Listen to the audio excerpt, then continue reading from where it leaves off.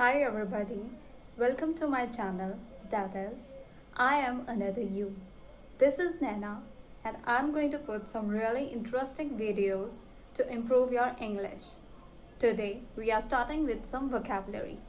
So let's get started. Okay guys, let's start with the first word.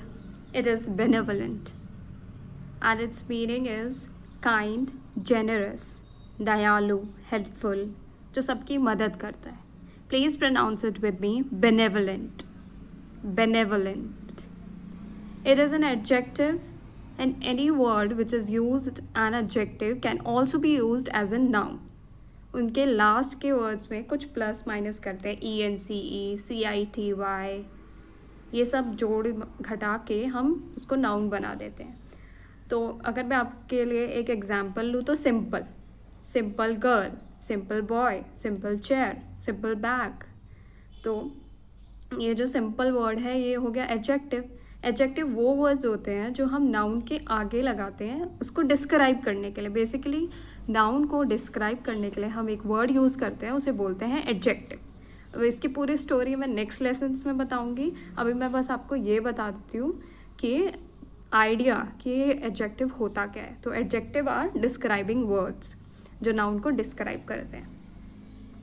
तो now let's come back to this word which is benevolent and we'll make two sentences. The first sentence is Ben is a benevolent human.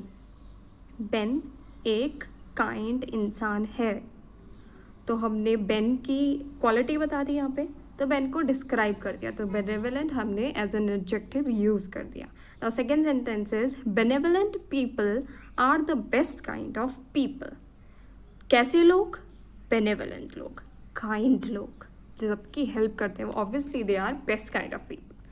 So I want you people to at least make one sentence and comment below.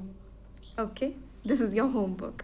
Now इसी का अब जितनी भी video में आप देखेंगे वहाँ पे आपको बस एक वर्ड दे दिया जाएगा, बेनेवलेंट, या फिर कोई और वर्ड सिंपल, और उसके बारे में पूरा बता देंगे, सेंटेंस बता देंगे. बट कोई ये नहीं बताएगा कि उसका नाउन क्या होता है. मैंने सोचा है कि मैं एडजेक्टिव बताऊंगी अगर लूँगी तो, प्लस उसका नाउन भी बताऊंगी. कहीं नाउन आएगा तो उसका एडजेक्टिव भी बताऊंगी. पर वर्ब की स्टोरी मैं बाद में बताऊंगी क्योंकि वर्ब के बहुत काइंड्स होते हैं, रेगुलर, इरेगुलर एंड 4 काइंड्स होते हैं, जेरंड, बहुत सारी चीज़ें आती है गाइस. सो अभी हम बेनेवलेंट के बारे में बात कर रहे हैं. तो बेनेवलेंस इसका नाउन होगा. एडजेक्टिव में हमने यूज़ किया था kind, kind girl, kind king, kind boy. अब बेनेवलेंस काइंडनेस.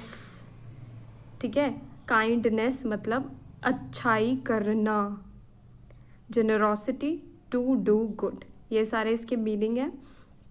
नो, हम इसे यूज़ कैसे कर सकते हैं सेंटेंस में? हम ऐसे यूज़ नहीं कर सकते कि thank you for your benevolent king. No, you have to use in other way कि तुम्हारी अच्छाई, धन्यवाद तुम्हारी अच्छाई के लिए, है ना. तुमने जो मेरे संग अच्छाई की है या फिर मेरा भला किया है, मेरी हेल्प की है, उसके लिए थैंक यू. तो thank you for your benevolence. See, this is another good way to thank anybody. Now second sentence is include benevolence in your character. अच्छाई, काइंडनेस अपने कैरेक्टर में लाओ.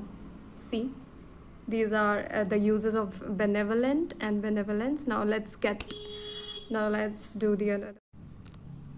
So now guys, our second word is stubborn, which is again adjective. और adjective क्या होता है? जो noun के बारे में बताता है, noun को describe करता है. green table, कैसा table? green table.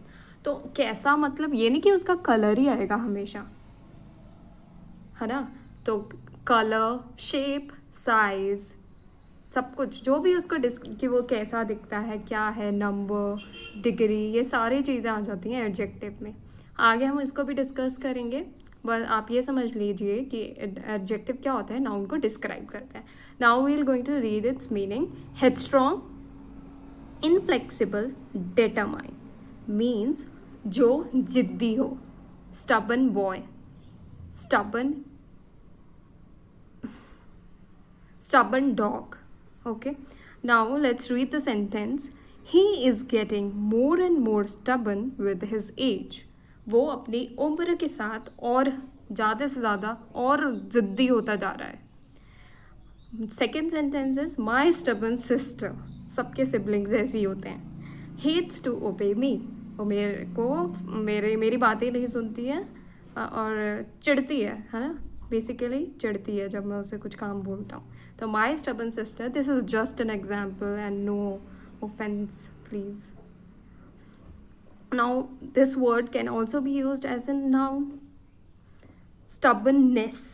Now what we have done, we have just added NESS in the word stubborn and made it a noun. Now what is the meaning of this word stubbornness and how we can use this word? See, meaning is being rigid. Stubborn मतलब जिद्दी होना. Now its meaning is being rigid means जिद्दी पना. जिद basically. Stubbornness can kill creativity. जिद किसी भी creativity को kill कर सकती है. मतलब creativity, in creativity what do you want in creativity? Creativity पे means flexibility होनी चाहिए. तुम कुछ भी कहीं पे भी creative हो सकते हो.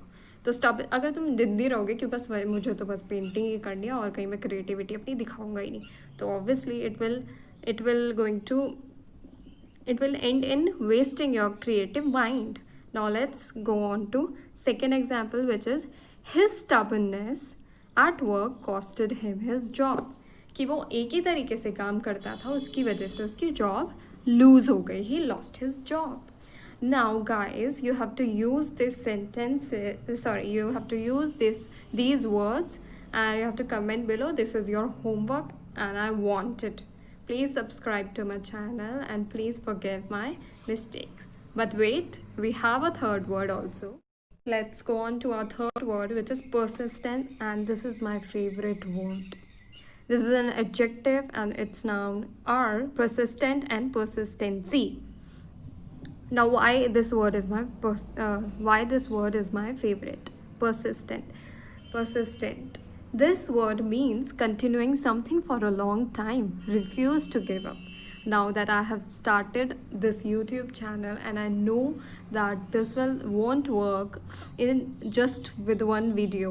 I'm not going to have 1,000 or whatever subscribers, but I will not going to lose hope and stop making and stop doing things. I will make sure that I am persistent and I work on it for you all guys. So we have understood the meaning. This is an adjective. Adjective means जो noun को describe करे. मेरी speciality यही है, मैं एक चीज़ को 10 बार explain मतलब रिपीट बहुत करती हूँ मैं. ओके फाइन, मीनिंग हो गया हमारा. Now sentences. Persistent rain has clogged the footpath.